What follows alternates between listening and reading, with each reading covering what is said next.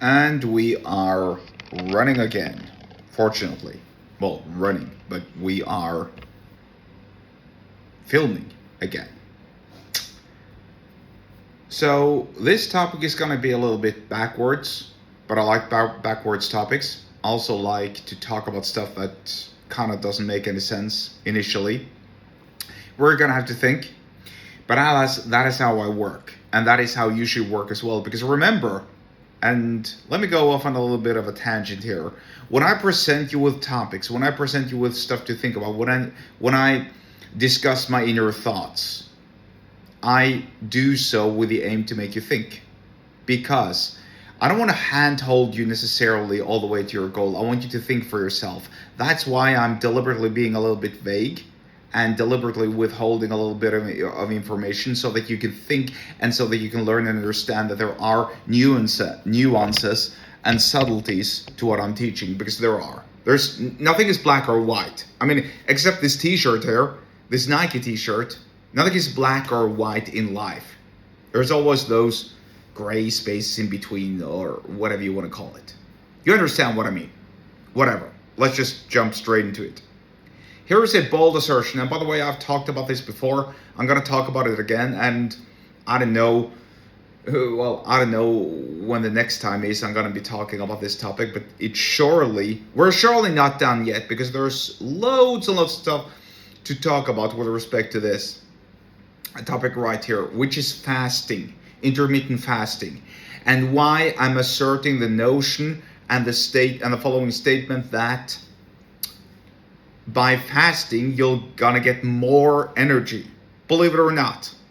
I said it. By fasting, i.e. not eating, withholding yourself from eating, you're gonna get more energy. Yes, you really are. I'm talking predominantly about intermittent fasting. Now, I know there are health gurus and experts and pundits out there who teach and who recommend, excuse me, 7 days and 40 days fasting. I haven't done that myself. It probably works. I mean, I'm sure there are people who have done 7 days and 40 day fasts. The longest that I've done it is a total of 3 days, 3 full days, 72 hours, which worked fine. Now, in this context, I'm going to preach more of the virtues about intermittent fasting, which is something that you can do all the time, because obviously you can't fast 7 days a week every week, because that would mean no food. Or you can't fast for 40 days every 40 days, because that also means no food. But you can surely do intermittent fasting every single day, which is what I've done for the soon to be 8 years. I don't remember the exact date, but it was around January the 15th. I'm just gonna have to pick a date. It was around the middle of January 2018 when I started doing intermittent fasting for the first time. So, since I don't remember the exact date, but since I do remember that it was around the middle of January of 2018, I'm just gonna say January 15th, 2018. Today, as the time of the recording, it's December 14th, 2025, which means that in 1 month and 1 day, it's going to be precisely my 8-year anniversary. Or today is my 7-year, 10 month, 30 days anniversary. Tomorrow it's going to be 7 days and 11 months. Just 1 month. 1 month and 1 day shy of my 8-year anniversary of doing intermittent fasting. And I'm healthier than ever. I've said this before, and I'm going to say it again for the sake of this video and or this podcast, depending on where you're listening to this. Well, depending on if you're listening to or watching this, I should rather say. Where was I going with this? Yeah, my health has never been better. And also, because of this, because of the intermittent fasting, and also because I've been eating healthy when I have been eating, I've lost 80 pounds roughly of fat. Some muscle too, that's true. Because in the beginning I didn't know what I was doing. I was just shedding pounds, which regrettably included some muscle, but mostly fat. And I dare suggest, obviously this is just me theorizing because I don't know, because unfortunately didn't get to that stage, but if I didn't do something at my current state when I was 260 pounds of lard and a fat pig, I literally looked like a fat, disgusting pig, I would probably have gotten type 2 diabetes, perhaps some heart conditions, surely elevated and higher blood pressure.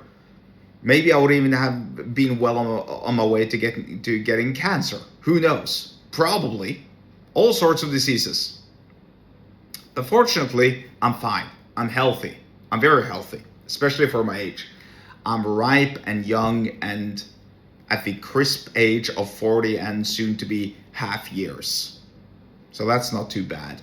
Anyway, why did I digress so much? It doesn't really make sense. Well, it kind of makes sense because what I'm about to say, or what I have said already, is really, really important. But that is preaching the virtues and the notions of fasting and how that will give you more energy. Now, before I dive into the nuts and bolts of this thing, realize that I'm obviously not a medical professional. I'm not qualified to give medical advice. So as always, do your own research, and you should surely not believe me, right? Don't believe me. Go and look for yourself, because this is anecdotal. This is surely according to hearsay. This is surely according to my own research, but it's also according to my own lived experience, which is very, very important because I ain't lying about this. What I'm getting at is, when you're eating, your body is expending energy. I don't know exactly what's happening, but something in your intestines and stomach and your inner organs is happening where your body needs energy to break down the nutrients that you have consumed. Nutrients like fat, carbohydrates, proteins, vitamins, minerals, all that sort of stuff. That requires energy, which is why sometimes you'll feel sluggish, especially after a large meal. You'll feel sluggish. You'll feel drowsy. You'll feel tired. You want to lay down and relax. It's completely normal. Why? Because your body requires energy to break down all the stuff that you have consumed. And you can see the same thing in nature as well, right? You can see the same thing among snakes, large snakes in South America, the anacondas of the world, the boas of the world, even on the savannah in Africa, where lions hunt down gazelles and other animals, devour them, and then they're drowsy and then they need to lay down. Why? Because they've replenished their stomachs. They've literally filled their stomachs so that it's almost bursting, which makes sense. I'm not saying that in and of itself is negative. I'm just asserting the notion that you will feel drowsy and you will feel sluggish after you've had a meal. It's pretty much, if you relate to the workforce, when are the most productive meetings at your job? It's right before lunch. Why? Because people are hungry, because people are driven to have lunch, and they're tired and they just want to sit down and they want to make decisions fast. When's the worst time to have a meeting? 20 minutes after lunch, right? Because now everyone is replenished, they're refilled, they want to relax and sit down, and they surely don't want to concentrate and discuss all the heavy stuff that usually is part of any meeting. But be that as it may, that's a topic for another time. My point is simple here. You are going to expend less energy by eating less. That's just a fact, which means that you will save energy, which also means that you will gain energy, because energy saved is energy gained, really. And let's not forget the time that you're saving. I'm talking about not eating, that is. The time that you're saving by not having to go to the grocery store, prepare the food, cook the food, store the food, all that kind of stuff. All the money that you're saving, right? If you're poor and broke, I'm not addressing this podcast particularly to poor and broke people, but you know what I mean, right? If you can save some money by not eating and also getting more energy in doing so, these are my words, by the way, but still, then why wouldn't you do it? It's just a simple fact. So, you save time, you save money, you also, this is my assertion, Go check it out for yourself and go consult a medical professional. If you don't believe me, you save energy as well. You will save energy. Now, there's so much to be said about this, and I could go in such depth, but I'm not going to do that as of now. But I'm just going to say that, look, it's perfectly fine for you to train and to work out on an empty stomach. I know, because I've been doing it for years. Yes, you can build muscle.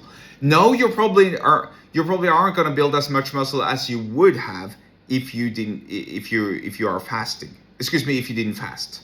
That's true. So if your goal is bulking, looking like Arnold Schwarzenegger and everyone else in the Mr. Olympia contest, then don't do as I say, go eat and put on weight. That's fine. If you're looking to live a long-term, healthy, sustainable life, I assert the notion that fasting is pretty much what you need, especially in terms of energy, especially in terms of preserving and maintaining your health, and also because, according to experts, and once again, these aren't even my words. This is just me presenting what I've read and heard, and also, I haven't tested it out because I don't know that it has worked, but I surely have read and heard it. Is that supposedly, accordingly to cellular biology, you may be able to not to cure cancer, but to prevent potential cancer cells from developing. Because when you're entering the state of autophagy, which means that dead cells literally consume themselves, or rather, other healthy cells are consuming the dead cells that otherwise potentially could have evolved into tumors.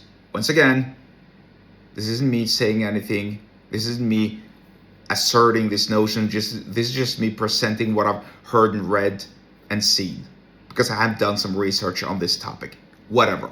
But once again, I'm not a doctor, so don't take my word for it. Go consult your medical professional. I don't know how many disclaimers I've put up now, but surely this should be enough. However, these are my words, and I stand by them till the day I die. You will save time, you will save energy, and you surely will save money if you do fasting, intermittent fasting. And yes, I can go way more in depth about that, but I think this is enough for now.